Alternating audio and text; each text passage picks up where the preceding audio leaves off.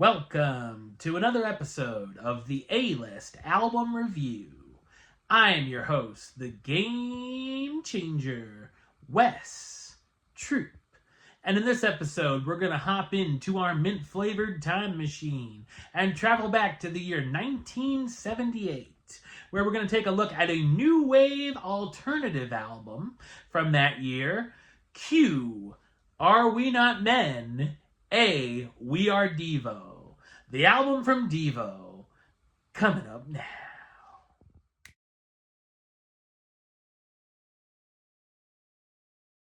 Q, Are We Not Men? A, We Are Devo is the debut studio album by American new wave band Devo. At the time of the recording, the band consisted of Mark Mothersbaugh on lead vocals and keyboard, Gerard Casale on bass and co-lead vocals, Bob Mothersbaugh on lead guitar, Alan Myers on drums, and Bob Casale rejoining the group on rhythm guitar and additional keyboards. The Mothersbaugh brothers and Gerard Casale wrote the album over 3 years between 1974 and 1977.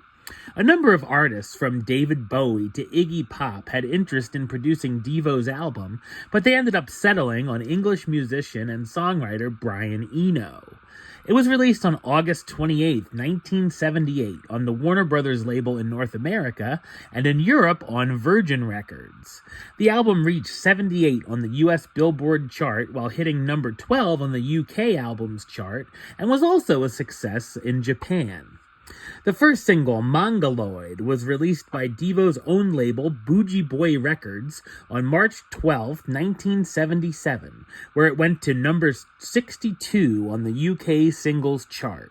The song was re-recorded for the album. Like many of Devo's early songs, it's built on a motoric beat. It also includes a simple repetitive structure, mini Moog synthesizer, and doubled vocals with a deliberate nasally tone. The lyrics became controversial as they describe a man with Down syndrome living a normal life.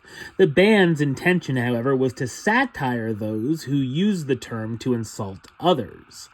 The next single, Jocko Homo, was actually the B-side to Mongoloid. The title was taken from a 1924 anti-evolution tract called Jocko Homo Heaven Bound by Bertram Henry Shattuck, where the term is defined as ape man. The call-and-response chant, Are We Not Men? We Are Devo, is a reference to the 1932 movie Island of Lost Souls. The song features repetitive guitar riffs, a driving bass line, and a mechanical-sounding drums. It has an edgy and futuristic feel to it, and while the song had a mixed reception when it was released, it helped define the emerging new wave sound.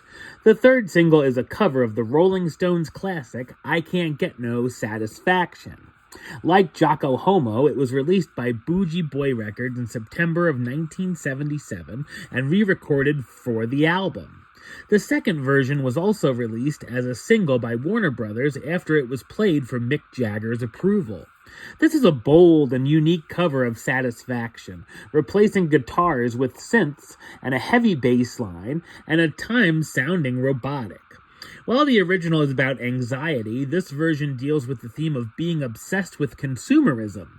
The first time I heard this version, I wasn't a huge fan of it, but the more that I hear it, I come around to it a little more. The song ended up hitting number 41 on the UK singles charts.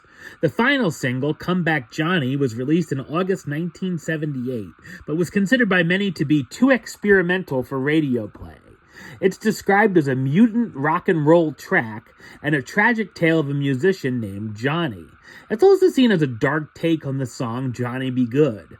The song features guitars with Chuck Berry-style riffs, a Fafiza organ, and out-of-tune chorus. This is one of the highlights on the album, to me at least. Uncontrollable Urge opens the album with its high energy, rhythmic complexity, dynamic shifts in tempo, and catchy call and response chorus. The lyrics of Having an Uncontrollable Urge is open to interpretation, like most of this album is. While it could point to sex or substance addiction, or even creative theft, others think it could be about lack of control in a chaotic modern world. The song is a fantastic blend of aggressive punk and innovative new wave. Praying Hands has a bass-heavy double-time drive, stop timing, and rising slides. The lyrics can be interpreted as a satirical comedy on submission to authority, both secular and religious. The random line of "roll over, play dead" made me laugh. Space Junk has a slow-building introduction, a bass-heavy double-time drive, and a deliberate, unemotional tone. It effectively tells a dystopian fable about human waste and the mess we leave behind in the universe. Too Much Paranoias is definitely a unique song with an aggressive sound. It definitely has a lack of structure with random sounds in its middle portion, making it one of my less favorite tracks on this album. Gut Feeling / Slap Your Mammy is a fan favorite with a long psychedelic intro and a frantic and layered second half.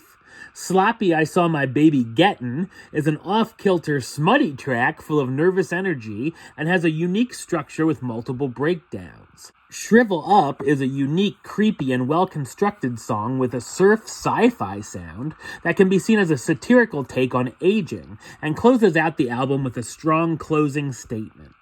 The album went silver in the United Kingdom on January 15, 1979, and went gold in the United States on July 27, 2001. While it could be seen as abrasive and off-putting to general listeners, Q, Are We Not Men? A, We Are Devo is a bold and influential debut that laid the groundwork for the new wave genre. Number-wise, I'm going to give it a 7 out of 10. Which gives it the A-list rating of Do It. Alright, well that's the show. I'll be back with another review very soon. But until then, don't forget to like, comment, and subscribe right here on YouTube. YouTube.com/WestsideOf515. Like the show on Facebook, Facebook.com/WestTroopAlist. And of course, you can follow me on the Instagram and Letterboxd at WesAlist. Until next time, Troop out.